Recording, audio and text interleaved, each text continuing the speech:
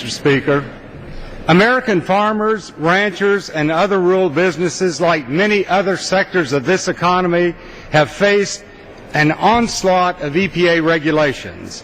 Regulations that are costly and make it more difficult to create jobs in America at a time when America needs jobs. The Congressional Research Service recently reported that agriculture alone has been facing new Clean Air Act greenhouse gas standards, engine emission standards, national ambient air quality standards for ozone and particulates, Clean Water Act permitting and other requirements, Superfund reporting requirements, regulations for disclosure, permitting, and other regulatory requirements relating to the use of pesticides.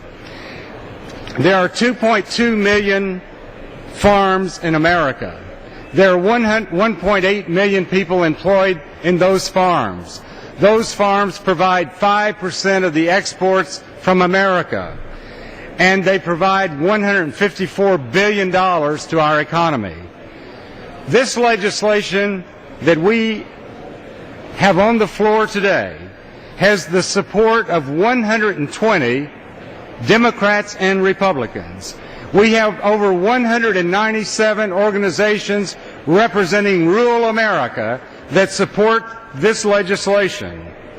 The bill is very simple. It does not change any of the existing EPA regulations. It simply says that EPA cannot change its PM standard for coarse material earlier than 1 year after the enactment of this legislation, and it defines and exempts nuisance dust. So why do we need this bill? People are saying that Lisa Jackson said she's not going to regulate PM10. That is true. She has said that.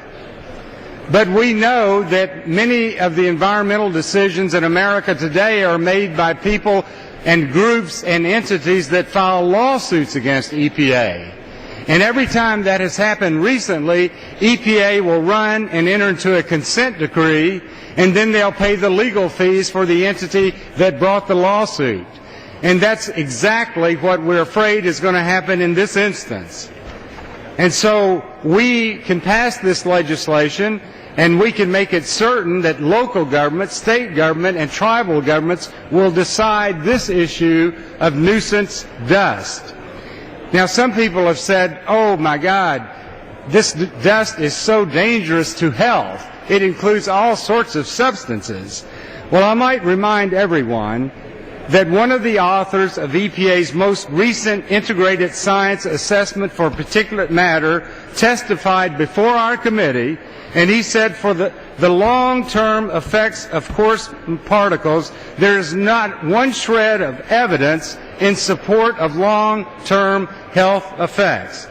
This is a common piece of legislation, protects jobs in America, protects our exports, and I would urge everyone to vote against the motion to recommit.